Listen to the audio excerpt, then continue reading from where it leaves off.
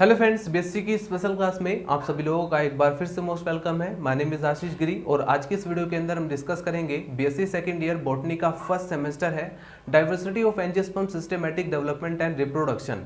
और इस सेमेस्टर से ऑलरेडी मैं कई सारी वीडियोस अपलोड कर चुका हूं। आप चैनल के अंदर जाएंगे, आपको प्लेलिस्ट मिल जाएगा या इसी वीडियो के डिस्क्रिप्शन बॉक्स में आपको एक लिंक मिलेगा। जैसे ही आप उस लिंक पर प्रेस करेंगे आप उस प्लेलिस्ट तक पहुंच जाएंगे। दोस्तों, इस सेमेस्टर से हमारा टॉपिक चल रहा था क्लासिफिकेशन ऑफ एंजियोस्पर्म, जिसके अंदर अभी तक हमने कवर किया हुआ है बेंथम एंड हुकर का क्लासिफिकेशन, जो कि बीएससी के स्टूडेंट्स के लिए मोस्ट इंपॉर्टेंट क्लासिफिकेशन है और इसको याद करने का मैं ट्रिक भी बता चुका हूं।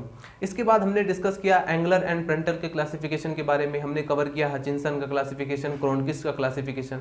तो एंजियोस्पर्म की क्लासिफिकेशन से रिलेटेड ये 4 क्लासिफिकेशन में डिस्कस कर चुका हूँ और अगर आपको ये चारों क्लासिफिकेशन देखना है तो आप चैनल के अंदर जाकर के देख सकते हैं। आज जो हम टॉपिक डिस्कस करने वाले हैं, ये कई सारे स्टूडेंट्स ने रिक्वेस्ट किया था कि सर आपने ये 4 क्लासिफिकेशन कवर कर दिया है, लेकिन हमारे सिलेबस में तख्ताजान का क्लासिफिकेशन भी है जो कि एंजियोस्पर्म के रेस्पेक्ट में दिया गया था। तो इसी के आज हम जो टॉपिक डिस्कस करने वाले हैं वो है तख्ताजान क्लासिफिकेशन, जिसमें आज हम अच्छे से स्टडी करेंगे, इंट्रोडक्शन देंगे तख्ताजान क्लासिफिकेशन का, इनके कॉन्सिक्वेंसेस क्या थे, merit and demerit, outline of classification. तो इसको भी हम डिटेल में स्टडी करेंगे। और हालांकि ये यूपी की और एमपी के कई सारे ऐसे कॉलेज है जिसमें ये सिलेबस में एब्सेंट है, बट कई सारे स्टूडेंट्स ने मुझे रिक्वेस्ट किया कि सर आप क्लासिफिकेशन को कवर कर रहे हैं तो ये तख्ताजान का क्लासिफिकेशन भी कवर कर दीजिए। और यूपी और एमपी मतलब इनमें अगर आप एमएससी बॉटनी के स्टूडेंट हैं तो आपको ये क्लासिफिकेशन जरूर मिलेगा। तख्ताजान क्लासिफिकेशन या हचिंसन का क्लासिफिकेशन ये एमएससी में पढ़ाया जाता है। तो चलिए दोस्तों, सबसे पहले तो मैं आपको बताना चाहूँगा कि अगर आपने टेलीग्राम चैनल ज्वाइन नहीं किया है नोट्स या पीडीएफ के लिए, तो सबसे पहले आप टेलीग्राम एप्लीकेशन को डाउनलोड करके वहाँ पर सर्च करेंगे बायो बुक टैग सर्च करने के बाद आपके पास ऑप्शन आ जाएगा, एक चैनल आपको सामने आ जाएगा बायो बुक टैग, और लोगो भी आपको यही दिखाई देगा जो यहाँ पर हमने यूट्यूब का जो लोगो दिया हुआ है वहाँ पर आपको वही दिखाई देगा। और उसके आप पास क्लिक करके आप आपको एक ज्वाइन का ऑप्शन मिलेगा। ठीक है, आप उस चैनल से ज्वाइन होकर के जितने भी नोट्स या पीडीएफ होते हैं मैं वहीं पर अपलोड करता हूं। तो नोट्स या पीडीएफ के लिए आपको टेलीग्राम एप्लीकेशन को टेलीग्राम चैनल को ज्वाइन करना पड़ेगा। तो चलिए दोस्तों, स्टार्ट करते हैं। तो चलिए फ्रेंड्स, हेडिंग डाल लीजिए तख्ताजान सिस्टम ऑफ क्लासिफिकेशन, जो कि एग्जाम पेपर के पॉइंट ऑफ व्यू से काफ़ी ज़्यादा मोस्ट इंपॉर्टेंट क्वेश्चन है। दोस्तों, अगर ये एग्जाम पेपर में लॉन्ग क्वेश्चन में पूछा जाए 7.5 नंबर या 10 नंबर, ये डिपेंड करता है कि आपका एग्जाम पैटर्न कैसा है, उसके बेस पर ये लॉन्ग क्वेश्चन में पूछा जाए तो आपको उसमें कितना एक्सप्लेन करना है। सबसे पहले आप डिस्कस करेंगे तख्ताजान सिस्टम ऑफ क्लासिफिकेशन का इंट्रोडक्शन। सबसे पहले आप उसमें इंट्रोडक्शन देंगे और फिर उसके बाद आप शो करेंगे इसकी क्लासिफिकेशन का जो आउटलाइन होता है, जो एक पूरा ओवरव्यू होता है, आप उसको शो करेंगे। एंड उसके बाद आप डिस्कस करेंगे उन प्रिंसिपल्स के बारे में जिसके बेस पर ये क्लासिफिकेशन दिया गया। एंड फाइनली आप कवर करेंगे मेरिट एंड डीमेरिट के पॉइंट ऑफ व्यू को, तब जाकर आपका एक लॉन्ग क्वेश्चन तैयार हो जाएगा। दोस्तों, एग्जाम पेपर में कभी कभी 5 नंबर में इसकी क्लासिफिकेशन का सिर्फ आउटलाइन पूछता है, तो उस कंडीशन में सिर्फ आपको एक छोटा सा इंट्रोडक्शन देना होगा जो कि उसके आउटलाइन से रिलेटेड होगा, और फिर उसके बाद आपको उसकी क्लासिफिकेशन का आउटलाइन देना होगा। बाकी के जितने भी पॉइंट्स मैंने आपको बताए जो कि एक्स्ट्रा इंट्रोडक्शन है और प्रिंसिपल्स है या फिर इसके मेरिट एंड डीमेरिट के पॉइंट्स हैं, उसको आपको स्किप कर देना होगा। ठीक है, तो इस चीज़ का आपको ध्यान रखना है कि आपको क्वेश्चन के अकॉर्डिंग आंसर देना है। ये नहीं है कि अगर 5 नंबर में आउटलाइन पूछे तो आप ये सभी के सभी एक्सप्लेन कर दें, ये आपकी बेवकूफ़ी होगी, क्योंकि आपको 5 नंबर ही मिलेगा, चाहे आप पूरा लिखें चाहे आप उसका सिर्फ आउटलाइन लिखें। लेकिन अगर 7.5 या 10 नंबर में पूरा लॉन्ग क्वेश्चन पूछ रहा है, आपको मेरिट एंड डीमेरिट के पॉइंट, प्रिंसिपल्स, इंट्रोडक्शन, ये सब कुछ पूछ रहा है, तब आपको ये सारा एक्सप्लेन करना होगा अगर आप बीएससी या एमएससी के स्टूडेंट हैं तो चलिए दोस्तों, स्टार्ट करते हैं। सबसे पहले हम देते हैं आर्मीन तख्ताजान क्लासिफिकेशन का इंट्रोडक्शन। दोस्तों, तख्ताजान एक ऐसे बंदे थे, एक ऐसा साइंटिस्ट थे या ऐसे बोटेनिस्ट थे जो कि प्लांट के फ्लावर को सूंघ कर बता दिया करते थे कि ये किस फैमिली से बिलोंग करता है। तो आप समझ सकते हैं कि कितना परफेक्ट इंसान थे, उन्होंने किस तरह से जो क्लासिफिकेशन दिया, ये कितना ज़्यादा इंपॉर्टेंट क्लासिफिकेशन होगा और कितनी स्टडी की होगी उसके बारे में। तो इसी चीज़ को हमें अच्छे से स्टडी करना है। तो चलिए स्टार्ट करते हैं। Armen Takhtajan who is the head of department of higher plants. दोस्तों, हायर प्लांट के हेड ऑफ डिपार्टमेंट थे और कहाँ पर, at the Komarov botanical institute in Leningrad, Russia. Leningrad एक सिटी है रशिया की। And presented a system of classification which was first publish in very preliminary from 1942। दोस्तों 1942 में इसका सबसे जो प्रारंभिक क्लासिफिकेशन था, इन्होंने सबसे पहले उसको पब्लिश किया और फिर उसके बाद the actual system how ever appeared in 1959 in German in his book. किस बुक में? यहाँ पर जो एक्चुअल इनका जो सिस्टम क्लासिफिकेशन पब्लिश हुआ था वो 1959 में हुआ था। और किस बुक में? डाई इवोल्यूशन एंड डर एंजियोस्पर्म। एंड फिर उसके बाद उसका जो नया वर्जन आया, a new version of the system has been publish in botanical review recently in 1918 में। Takhtajan was inspired by Hailer and attempt to create a synthetic evolutionary classification of flowering plants based on Darwin philosophy, जो कि Darwin philosophy पर base है। And his approaches is very much similar to the Cronquist. दोस्तों इससे पहले मैं क्रोनक्विस्ट का classification cover कर चुका हूं, जिसके जो कि यहाँ पर मैंने उसमें आपको बताया था उसके क्लासिफिकेशन के बारे में। जस्ट सेम लगभग काफ़ी ज़्यादा सिमिलरिटी शो करता है तख्ताजान और क्रोनक्विस्ट का क्लासिफिकेशन।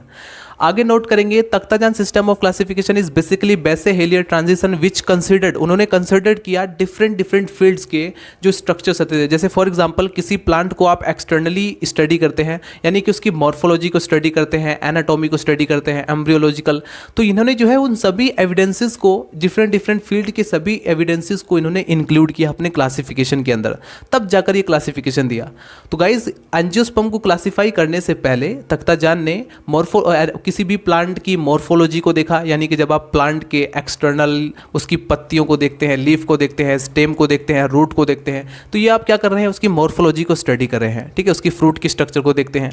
लेकिन अगर आप उसके स्टेम को सेक्शन काटते हैं, लीफ के सेक्शन को काट कर देखते हैं, तो यानी कि आप उसकी एनाटॉमिकल स्ट्रक्चर को स्टडी कर रहे हैं। आप देख रहे हैं स्टेम को काट करके उसके अंदर स्टीलर सिस्टम कैसा है, इसमें सेल ग्रुप किस तरह से अरेंज्ड है, तो इस तरह से आप उसकी एनाटॉमी को स्टडी कर रहे हैं। अगर आप उसके एम्ब्रियोलॉजिकल यानी कि एम्ब्रियो को स्टडी कर रहे हैं तो ये इसका एम्ब्रियोलॉजिकल स्टडी हो जाएगा। फिर उसके बाद आपकी सेल की स्ट्रक्चर को देख रहे हैं, साइटोलॉजिकल, पेलिनोलॉजिकल, ठीक है, पेलिनोलॉजिकल के बाद paleobotanical, chemical and ultra structural evidences while classifying angiosperm. उन्होंने एंजियोस्पर्म को क्लासीफाई करने से पहले किसी भी प्लांट को अच्छे से उसकी मॉर्फोलॉजी, एनाटॉमी, एम्ब्रियोलॉजिकल, साइटोलॉजिकल, इन सभी को स्टडी किया था। और बेसिकली आप कह सकते हैं the Takhtajan system of classification mainly based on structural types of gynoecium, जो कि एक फीमेल रिप्रोडक्टिव स्ट्रक्चर है गाइनोसियम, और उसके बाद उसमें अंदर जो प्रेजेंटेशन है उसके बेस पर ये क्लासिफिकेशन मेनली बेस्ड था, ठीक है। तो तख्ताजान का क्लासिफिकेशन जो है वो मेनली किसके ऊपर बेस्ड था? Structure and types of gynoecium. Gynoecium एक फीमेल फ्लावर का एक रिप्रोडक्टिव स्ट्रक्चर होती है। प्रेजेंटेशन यानी कि ओवरी के अंदर जो ओव्यूल की अरेंजमेंट है वो किस तरह से है, तो इस बेस पर ये क्लासिफिकेशन मेनली दिया गया। बाकी इसके अंदर जो है ऑल एविडेंसेस, प्लांट के जो मॉर्फोलॉजी होती है, एनाटॉमी होती है, एम्ब्रियोलॉजी होती है, इन सभी को लगभग इंक्लूड किया था। तो अभी आपको क्या नोट करना है? इसके आउटलाइन से रिलेटेड क्वेश्चन, यहाँ पर कुछ इंट्रोडक्शन या यहाँ पर उसके बारे में आपको नोट करना है, आउटलाइन के बारे में। तो according to Takhtajan system of classification in 1997, हालांकि आप लोग 1918 में आप पढ़ेंगे आपके बुक्स में, अगर आप लेटेस्ट एडिशन देखेंगे तो आपको पता चलेगा। According to Takhtajan system of classification in 1997 the 2 classes, दोस्तों ये जो डिवीजन मैग्नियोलियोफाइटा है, इन्होंने उसको 2 क्लासेस में डिवाइड किया एंड इन 2 क्लासेस को लगभग 15 क्लासेस में डिवाइड किया, have been divided into 15 sub classes, लगभग 15 सब क्लासेस में डिवाइड किया, जिसके अंदर 11 सब क्लासेस जो होती हैं वो यहाँ पर क्लास मैग्नोलियोप्सिडा के अंदर आ जाएंगी, और उसके बाद जो 5 सब क्लासेस हैं वो क्लास लिलियोप्सिडा के अंदर आ जाएंगी। एक बार फिर से मैं आपको इसको समझाने की कोशिश करता हूँ, हालांकि अभी मैं इसका पूरा आउटलाइन आपको दिखाने वाला हूँ, लेकिन एक बार फिर से इसको समझने की कोशिश करते हैं।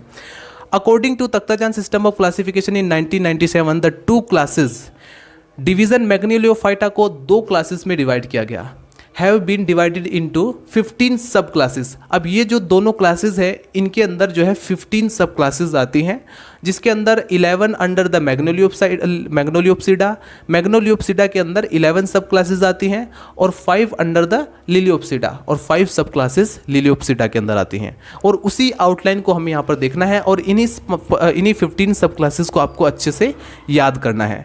दोस्तों इसको फटाफट आप नोट कीजिए। तो चलिए फ्रेंड्स, हेडिंग डाल लीजिए outline of Takhtajan system of classification, जिसके अंदर जो आउटलाइन आप देखना चाहें तो ये आपके सामने आउटलाइन दिखाई दे रहा है, जो कि अगर 5 नंबर में एग्जाम पेपर में पूछा जाए तो सिर्फ आपको इतना याद करना है, और साथ में इस आउटलाइन का जो इंट्रोडक्शन होता है उसे आपको नोट करना है। तो चलिए देखते हैं इसके आउटलाइन को। सबसे पहले हेडिंग डाल लीजिए इंट्रोडक्शन आउटलाइन का। तख्ताजान डिवाइडेड द डिवीजन मैग्नियोलियोफाइटा दोस्तों तख्ताजान ने डिवीज़न मैग्नोलियोफाइटा यानी कि जितने भी एंजियोस्पर्म प्लांट हैं उसको दो क्लासेस में डिवाइड किया। नंबर फर्स्ट क्लास है मैग्नोलियोप्सिडा। मैग्नोलियोप्सिडा के अंदर जितने भी प्लांट्स आते हैं वो सब के सब डाइकोटिलिडन्स प्लांट है, यानी कि डाइकोट प्लांट है। क्लास सेकंड है लिलियोप्सिडा। लिलियोप्सिडा के अंदर जितने भी प्लांट्स रखे गए हैं वो सब मोनोकोट प्लांट हैं। तो इस तरह से एंजियोस्पर्म को दो क्लासेस में डिवाइड किया गया, डाइकोट्स एंड मोनोकोट्स, या फिर बेसिकली फिर दोबारा से हम कहें अकॉर्डिंग टू तख्ताजान यहाँ पर मैग्नोलियोफाइटा यानी कि एंजियोस्पर्म को दो क्लासेस में, मैग्नोलियोप्सिडा क्लास, नंबर सेकंड क्लास है लिलियोप्सिडा। मैग्नोलियोप्सिडा डाइकोट्स प्लांट रखे गए हैं इसके अंदर, और इसके अंदर मोनोकोट प्लांट रखे गए हैं। तो Takhtajan divided the division Magnoliophyta in two classes, Magnoliopsida and Liliopsida, which were further divided into 15 sub classes, 11 under the Magnoliopsida and 5 under the Liliopsida. हमने इतनी बात क्लियर कर ली है। अब यहाँ पर हमें ये देखना है कि इन सभी सब क्लासेस में से किसको तख्ताजान ने मोस्ट प्रिमिटिव माना और किसको इन्होंने एडवांस माना। तो इस पॉइंट को भी आप नोट करेंगे। तख्ताजान कंसीडर्ड मैग्नोलिडी यानी कि जो फर्स्ट सब क्लास आपको दिखाई दे रही है मैग्नोलिडी, इसको इन्होंने मोस्ट प्रिमिटिव माना। अब ये जो दोस्तों सब क्लासेस है ये फर्दर ऑर्डर्स में भी डिवाइडेड है, बट आपको उसे एक्सप्लेन करने की ज़रूरत नहीं, उसे याद करने की ज़रूरत नहीं है, आप सिर्फ इसी को पूरा कंप्लीटली याद कर लीजिए।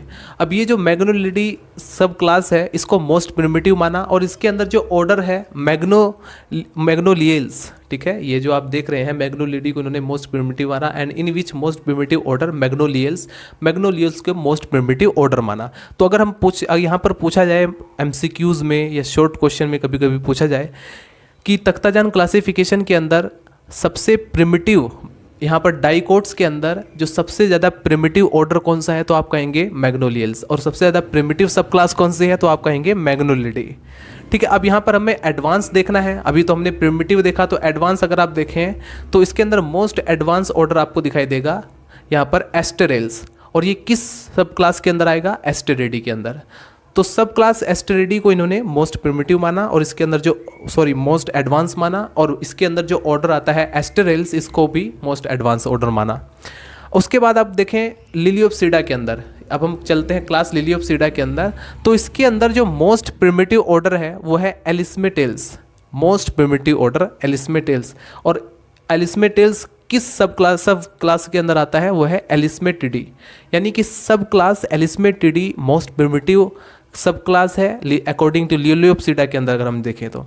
और इस एलिस्मेटिडी के अंदर अगर हम ऑर्डर की बात करें तो ये जो है मोस्ट एडवांस ऑर्डर है एलिस्मेटेल्स, जो कि लिलियोप्सिडा की हम बात करें। ध्यान रखना, मोनो यहाँ पर जो मैग्नोलियोप्सिडा और लिलियोप्सिडा, इन दोनों में हमें देखना है कि कौन इसके अंदर कौन सा मोस्ट प्रिमिटिव ऑर्डर या क्लास है, और इसके अंदर हमें देखना है कि कौन सा मोस्ट प्रिमिटिव ऑर्डर या सब क्लास है, या इसमें सब क्लास है। ये दोनों हमें पॉइंट देखने होते हैं। अगर आप देखें यहाँ पर लिलियोप्सिडा के अंदर मोस्ट एडवांस ऑर्डर तो वो है एरेल्स, और ये किसके अंदर आएगा, एरिडी सब क्लास के अंदर। तो इस तरीके से हमने मोस्ट प्रिमिटिव और मोस्ट एडवांस को देखा। अब हम देखते हैं दोस्तों मोनोकोट और डाइकोट में अंतर क्या है। ये काफ़ी ज़्यादा मोस्ट इंपॉर्टेंट है, पॉइंट है, जो कि आपको कुछ ना कुछ अंतर ज़रूर पता होना चाहिए। जैसे हमने कहा कि मैग्नोलियोप्सिडा के अंदर सभी प्लांट्स डाइकोट्स रखे गए हैं, और यहाँ पर जो लिलियोप्सिडा है उसके अंदर सभी प्लांट्स, जितने भी प्लांट्स हैं वो सब मोनोकोट्स हैं। तो डाइकोट्स मोनोकोट्स में अंतर क्या है, डाइकोट्स प्लांट के अंदर और मोनोकोट्स प्लांट के अंदर। तो दोस्तों सबसे पहला अंतर आप नोट करेंगे, जो कि सबसे ज़्यादा मोस्ट इंपॉर्टेंट है डिफरेंस। डाइकोट्स यहाँ पर है, जो यहाँ पर डाइकोट्स प्लांट आते हैं उनके अंदर जो एम्ब्रियो पाया जाता है, उस एम्ब्रियो के अंदर यहाँ पर जो है 2 कोटिलिडन्स आपको दिखाई देंगे। 2 कोटिलिडन्स आर फाउंड एम्ब्रियो के अंदर, एम्ब्रियो विथ 2 कोटिलिडन्स। जबकि अगर आप मोनोकोटिलिडन्स के एम्ब्रियो को देखें तो उसके अंदर सिंगल कोटिलिडन्स आपको दिखाई देगा, जैसा कि आप यहाँ पर डायग्राम में भी देख सकते हैं। और उसके बाद दूसरा अंतर अगर आप देखें तो मेजर लीफ वेन्स, अब यहाँ पर जो लीफ के अंदर जो आपने वेनेसन देखा है, उस यहाँ पर जो डाइकोटिलिडन्स हैं प्लांट होते हैं और मोनोकोटिलिडन्स प्लांट होते हैं, उन दोनों में जो वेनेसन है वो डिफरेंट होता है।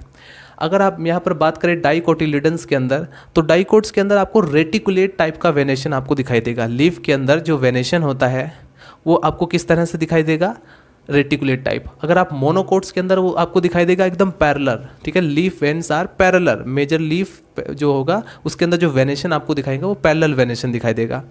उसके बाद अगर आप इसके स्टेम का सेक्शन काटें, डाइकोट प्लांट्स का जो स्टेम है उसका अगर आप सेक्शन काटें तो आपको उसके अंदर जो वेस्कुलर बंडल अरेंज दिखाई देंगे वो रिंग में दिखाई देंगे, ठीक है। Vascular bundle are arranged in ring में। जबकि आप यहाँ पर मोनोकोट प्लांट्स के स्टेम का अगर आप सेक्शन काट कर देखें यानी इसकी एनाटॉमी को देखें तो उसके अंदर जो वेस्कुलर बंडल आपको दिखाई देंगे वो आपको दिखाई देंगे एकदम स्कैटर्ड, यानी कि बिखरे हुए आपको दिखाई देंगे। तो यहाँ पर ये दोनों बेसिक डिफरेंस होता है। उसके बाद आप और भी कई सारे डिफरेंस हैं, जैसे हम सेकेंडरी ग्रोथ की बात करें तो डाइकोट प्लांट्स के अंदर सेकेंडरी ग्रोथ जनरली इसमें पाया जाता है। अगर हम मोनोकोट प्लांट के अंदर बात करें उसमें अंदर जो सेकेंडरी ग्रोथ है वो एब्सेंट होता है, ठीक है। तो गाइज यहाँ पर आपको ये जो आउटलाइन है इसको अच्छे से याद करना है एग्जाम पेपर के लिए। अभी हम ये भी डिस्कस करेंगे प्रिंसिपल्स ऑफ तख्ताजान क्लासिफिकेशन की, कौन कौन से प्रिंसिपल है जिसके बेस पर एक क्लासिफिकेशन दिया गया। फिलहाल आप इसको फटाफट नोट कीजिए। मैं तनु समझावा की नते पोलन ग्रेन्स आर एडवांस तू की जाने प्यार मेरा मैं करूं इंतजार। तो चलिए फ्रेंड्स, अभी आपको इंतजार करने की जरूरत नहीं है। सबसे पहले आप हेडिंग डाल लीजिए प्रिंसिपल ऑफ तख्ताजान क्लासिफिकेशन, यानी कि वो पॉइंट्स जिसके बेस पर ये पूरा क्लासिफिकेशन तख्ताजान ने दिया था, हम उस पॉइंट या प्रिंसिपल को डिस्कस करने वाले हैं। लगभग 14 प्रिंसिपल मैं लेकर आया हूं जिसे आप अच्छे से याद कर लेंगे और इसे याद करने का तरीका क्या है वो भी मैं आपको बताने वाला हूं। दोस्तों, एक एक पॉइंट को हमें अच्छे से समझना है क्योंकि बिना समझे हम इसको अच्छे से याद नहीं कर पाएंगे। और चाहे तो आप इसका स्क्रीनशॉट भी ले सकते हैं या फिर मैं इस फोटो को टेलीग्राम पर अपलोड कर दूंगा, डोंट वरी। सबसे पहले हम नोट करते हैं, नंबर फर्स्ट पॉइंट को समझते हैं। दोस्तों, तख्ताजान के according woody plants are primitive than herbaceous plant. इन्होंने कहा जो लकड़ी वाले पौधे होते हैं, वुडी प्लांट्स जो होते हैं वो नॉन वुडी प्लांट से प्रिमिटिव होते हैं, ठीक है। तो वुडी प्लांट्स को इन्होंने प्रिमिटिव माना और हर्बेसियस प्लांट को इन्होंने एडवांस माना। नंबर सेकंड पॉइंट है, इन्होंने जो डेसिडुअस वुडी प्लांट्स होते हैं यानी कि पर्णपाती पौधे, यानी कि ऐसे पौधे जिनमें लीफ फॉल होती है, जिनकी पत्तियां गिर जाती हैं, उनकी बात हो रही है। उन्होंने कहा जो डेसिडुअस वुडी प्लांट्स होते हैं are considered evolve from the evergreen plant, यानी कि इन्होंने एवरग्रीन प्लांट जो सदाबहार पौधे होते हैं उसे इन्होंने जो है प्रिमिटिव माना। और जो वुडी प्लांट होते हैं, ऐसे प्लांट जो कि डेसिडुअस पर्णपाती जो पौधे होते हैं, उसको इन्होंने एडवांस माना। तो आगे नंबर थर्ड पॉइंट आप नोट करेंगे, stomata with subsidiary cells are primitive, यानी कि ऐसे स्टोमेटा जिसमें सब्सिडरी सेल्स पाई जाती हैं उसे इन्होंने प्रिमिटिव माना। Than those lacking subsidiary cells, यानी कि ऐसे स्टोमेटा जिसमें सब्सिडरी सेल्स नहीं पाई जाती उसको इन्होंने एडवांस माना।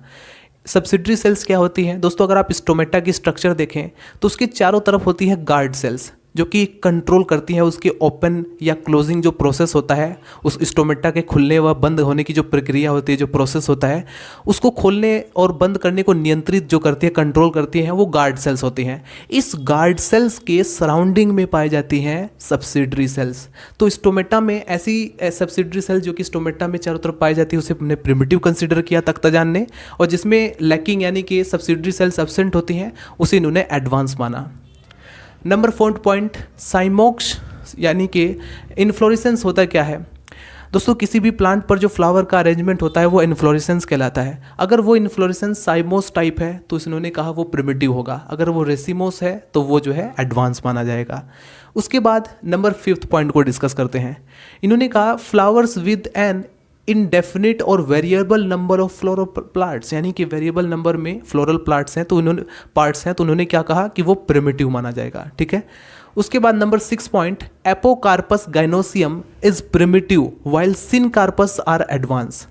प्यारे दोस्तों, ऐसा गाइनोसियम जिसके चारों तरफ सिर्फ एक, यानी कि if a gynoecium has one carpels is known as monocarpous, यानी कि ऐसा गाइनोसियम जिसके पास सिर्फ एक कार्पेल हो उसे हम क्या कहेंगे? मोनोकार्पस।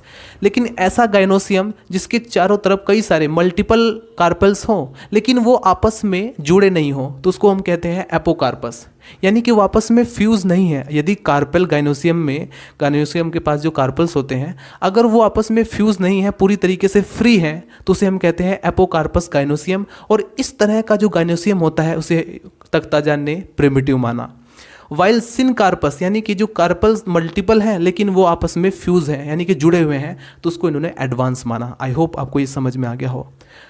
Number 7 point, anatropous ovule are primitive, दोस्तों एनाट्रोपस ओव्यूल होता क्या है, जो आपने देखा होगा जो इन्वर्टेड होता है 180 डिग्री पर जो है रोटेट मुड़ा हुआ रहता है ओव्यूल जो होता है, तो ऐसा ओव्यूल जो 180 डिग्री पर इन्वर्टेड रहता है, घुमा हुआ रहता है, उसको हम एनाट्रोपस ओव्यूल बोलते हैं। उसे इन्होंने प्रिमिटिव माना। बाकी जितने भी टाइप्स ओव्यूल आपने पढ़ा है वो सब के सब एडवांस कैटेगरी के अंदर आएंगे तख्ताजान के अकॉर्डिंग। नंबर 8 पॉइंट, ट्राईलैक्यूनर और pentalacunar nodes are primitive to unilacunar nodes. इन्होंने कहा दोस्तों जैसे नोड्स होता है, अगर आप नोड्स का सेक्शन काटेंगे तो उसमें आप जब स्टडी करेंगे माइक्रोस्कोप में, अंडर माइक्रोस्कोप, तो आपको उसमें लीफ गैप दिखाई देंगे। ठीक है, अगर वो लीफ गैप उनकी संख्या 3 होती है, ठीक है, लीफ गैप की संख्या अगर 3 होती है तो उसे हम बोलते हैं ट्राईलैक्यूनर। अगर 5 लीफ गैप अगर आपको दिखाई देंगे तो उसे हम कहते हैं पेंटालैक्यूनर। ठीक है, तो ट्राईलैक्यूनर और पेंटालैक्यूनर नोड्स को इन्होंने प्रिमिटिव माना, जबकि जिसमें एक सिंगल लीफ गैप होता है यूनिलैक्यूनर नोड्स, उसे इन्होंने एडवांस माना। उसके बाद number 9 point, alternate leaf arrangement is primitive while parallel venation is most advance. Number 10 point, bitegmic ovules are primitive than unitegmic ovules. दोस्तों ओव्यूल्स के चारों तरफ जो इंटेगुमेंट होता है जो कि एक प्रोटेक्टिव लेयर की तरह वर्क करता है, बाइटैगमिक किसके पास, एंजियोस्पर्म के अंदर बाइटैगमिक पाया जाता है, जबकि यूनिटैगमिक अगर आप देखें तो जिम्नोस्पर्म के जो ओव्यूल होता है उसमें यूनिटैगमिक होता है। तो बाइटैगमिक ओव्यूल्स को इन्होंने प्रिमिटिव माना, जबकि यूनिटैगमिक ओव्यूल्स को इन्होंने कंसीडर किया एडवांस टाइप। उसके बाद number 11 point, mesogenous stomata are primitive while the perigenous stomata are advance. Number 12 point आप नोट करेंगे, 12 principal, entomophily type of pollination, यानी कि इंसेक्ट के द्वारा जो पॉलिनेशन होता है, आपने देखा होगा फ्लावर्स के ऊपर इंसेक्ट बैठते हैं रस को चूसने के लिए, ठीक है, आपने देखा होगा। तो दोस्तों अगर वो फ्लावर के द्वारा अगर किसी इंसेक्ट के द्वारा पॉलिनेशन हो रहा है तो इस तरह का पॉलिनेशन कहलाता है एंटेमोफिली टाइप ऑफ पॉलिनेशन। तो अगर इंसेक्ट के द्वारा कोई पॉलिनेशन हो रहा है किसी प्लांट में तो वो जो है प्रिमिटिव, ये करेक्टर प्रिमिटिव माना उन्होंने। वाइल एनिमोफिली यानी कि विंड के द्वारा यानी कि हवा के द्वारा अगर पॉलिनेशन हो रहा है तो ये एडवांस माना गया। उसके बाद नंबर 13 पॉइंट अब देखते हैं, small woody angiosperm are consider primitive and large trees of tropical rain forest are advance. और 14 पॉइंट नोट करते हैं, लास्ट पॉइंट जो कि है monocolpate pollen grains are primitive from which tricolpate and polycolpate are advance. Correct. तो दोस्तों ये 14 point हैं। अगर आपको कुछ ना समझ में आया हो, आप चाहें जैसे फॉर एग्जांपल कई सारे स्टूडेंट ऐसे भी होंगे जिन्हें नहीं पता कि बाइटैगमिक ओव्यूल क्या होता है, तो आप तुरंत गूगल पर सर्च करें व्हाट इज़ बाइटैगमिक ओव्यूल या फिर बाइटैगमिक ओव्यूल बोल दें, तो आपके सामने पूरी हिस्ट्री निकल कर आ जाएगी। तो इसमें ज़्यादा कन्फ्यूज़ होने की ज़रूरत नहीं है। हाँ, एक चीज़ आपको ध्यान रखना है कि बिना किसी चीज़ को समझे याद नहीं करना है, ठीक है। अगर आपको ये पॉइंट नहीं समझ में आया तो उसको रट्टाफिकेशन मत करो, उसको समझो, वो अपने आप आपके माइंड में सेट हो जाएगा। तो ये है दोस्तों प्रिंसिपल ऑफ तख्ताजान क्लासिफिकेशन। अब हम डिस्कस करेंगे मेरिट एंड डीमेरिट के पॉइंट्स को। चलिए इसको फटाफट आप नोट कीजिए। तो चलिए दोस्तों फाइनली हेडिंग डाल लीजिए merit and demerit points of Takhtajan classification, जिसके अंदर सबसे पहले आप हेडिंग डालेंगे मेरिट ऑफ तख्ताजान क्लासिफिकेशन। दोस्तों तख्ताजान क्लासिफिकेशन के जो गुण और दोष होते हैं, यानी कि कौन कौन सी ऐसी प्रॉपर्टीज़ हैं जो कि बिल्कुल सही है तख्ताजान क्लासिफिकेशन के अंदर, और कौन कौन सी ऐसी प्रॉपर्टीज़ हैं जो कि नहीं होनी चाहिए थी, जो थोड़ी उनके दोष बन गए। एक तो गुण हो गया, ये तो प्रॉपर्टी हो गई, और ये इनके दोष बन जाते हैं, डीमेरिट का पॉइंट बन जाते हैं। तो इन्हीं पॉइंट को हमें डिस्कस करना होता है लास्ट में क्लासिफिकेशन के। सबसे पहले आप फर्स्ट पॉइंट आप नोट करेंगे, the classification of Takhtajan is more phylogenetic than that earlier system. दोस्तों अभी तक हमने डिस्कस किया क्रोनकिस्ट का क्लासिफिकेशन, एंगलर एंड प्रेंटल का क्लासिफिकेशन, हचिंसन का क्लासिफिकेशन, जो कि एक फाइलोजेनेटिक सिस्टम ऑफ क्लासिफिकेशन था। लेकिन उन सभी फाइलोजेनेटिक सिस्टम ऑफ क्लासिफिकेशन में से ये जो तख्ताजान ने जो क्लासिफिकेशन दिया, ये मोर फाइलोजेनेटिक, उन सभी से ज़्यादा फाइलोजेनेटिक सिस्टम है। तो ये इसका एक तरीके से मेरिट पॉइंट बन जाता है, गुण बन जाता है। नंबर सेकंड पॉइंट है यहाँ पर जो नोमेनक्लेचर किया गया, nomenclature adopted in the system is accordings to ICBN, यानी international code of botanical nomenclature, ICBN के अकॉर्डिंग यहाँ पर अडोप्ट किया गया, and even at the level of division. तो ये जो है इसका मेरिट पॉइंट बन जाता है। ये जो है लगभग सभी का मेरिट पॉइंट है, क्योंकि सभी हमने जितने भी पिछले क्लासिफिकेशन देखे उन सभी में जो है ICBN के अकॉर्डिंग ही नोमेनक्लेचर किया गया। नंबर थर्ड पॉइंट है the treatment of Magnoliidae as a primitive group and the placement of dicotyledons before monocotyledons. इन्होंने जो है तख्ताजान ने मैग्नोलिडी को एक प्रिमिटिव ग्रुप माना और दूसरा डाइकोटिलिडन्स को मोनोकोटिलिडन्स से पहले रखा। ये जो है इनका मेन मेरिट पॉइंट बन जाता है। Number 4 point, the dicot begin with Magnoliales. इनका जो डाइकोट्स होता है वो मैग्नोलियल से स्टार्ट होता है, which is highly satisfactory as a Magnoliales are universally consider to be most primitive living angiosperm. Magnoliales जो है जितने भी इनके अंदर प्लांट्स आते हैं वो सभी के सभी मोस्ट प्रिमिटिव है और इसने इसे सबसे पहले रखा, तो ये इनका मेरिट पॉइंट बन जाता है। And finally number 5 point note करेंगे, the families are small homogeneous unit. तो फैमिली होती है वो एक स्मॉल होमोजीनस यूनिट होती है और ये जो है विथ मेडअप ऑफ, और किस चीज़ से मिलकर बनी होती है, क्लोजली रिलेटेड जेनेरा। ऐसे जेनेरा जो कि आपस में क्लोजली रिसेंबल होते हैं, रिलेटेड होते हैं, उन सभी से मिलकर के एक जो है स्मॉल होमोजीनस यूनिट बनती है जो फैमिली होती है। ठीक है, तो फैमिली क्या है, एक स्मॉल होमोजीनस यूनिट होती है और किस चीज़ से मिलकर बनी होती है, क्लोजली रिलेटेड जेनेरा। जितने भी ऐसे जेनेरा है जो आपस में सिमिलरिटी शो करते हैं, क्लोज रहते हैं, उन सब से। ये है इसका मेरिट पॉइंट। नोट करेंगे demerit point. Number 1 point है, keys of the identification of taxa are not provide. Takhtajan ने दोस्तों इस यहाँ पर इनका डी मेरिट क्या पॉइंट कैसे बन गया, इन्होंने जो है आइडेंटिफिकेशन के लिए जो टैक्सा के लिए जो की प्रोवाइड किया जाता है वो इन्होंने प्रोवाइड नहीं किया, तो ये इनका दोष बन गया। Number 2 point, many author regarded as a vessel less families. दोस्तों कॉम्प्लेक्स टिश्यू यानी कि जाइलम के अंदर जो हमने वेसल्स जो आप प्रेजेंट होता है, जाइलम के अंदर जो वेसल्स प्रेजेंट होता है उसकी बात की गई है कि many authors regarded as a vessel less family, जिनमें ऐसी फैमिली जिनमें वेसल्स एब्सेंट होती हैं जाइलम के अंदर, जैसे कि विंट्रेसी और अबोरेलेसी, एज ए मोस्ट प्रिमिटिव। तो कई सारे ऑथर ने उसको मोस्ट प्रिमिटिव माना, बट तख्ताजान ने regarded as a Degeneriaceae as a most primitive, जो कि इनका एक डी मेरिट पॉइंट बन गया। नंबर 3 पॉइंट है, Takhtajan incorrectly suggested that smaller families are more natural. इन्होंने जो है ये गलत सजेस्ट किया कि जो छोटी फैमिलियां हैं, स्मॉलर फैमिली हैं, वो ज़्यादा नेचुरल है, ज़्यादा प्राकृतिक है। तो ये जो है उन्होंने, ये इनके कुछ दोष हैं जिनको आपको लिखना होता है और ये इनके गुण होते हैं जो कि आपको लिखना होता है। उम्मीद है दोस्तों ये वीडियो आपके लिए हेल्पफुल रहा हो। अगर आपको इसी तरह की और भी वीडियोस चाहिए तो वीडियो को लाइक कर दें, चैनल को सब्सक्राइब कर दें। अगर आपको इसी तरह की और वीडियोस चाहिए तो मिलते हैं दोस्तों नेक्स्ट वीडियो में। Bye bye, Tata.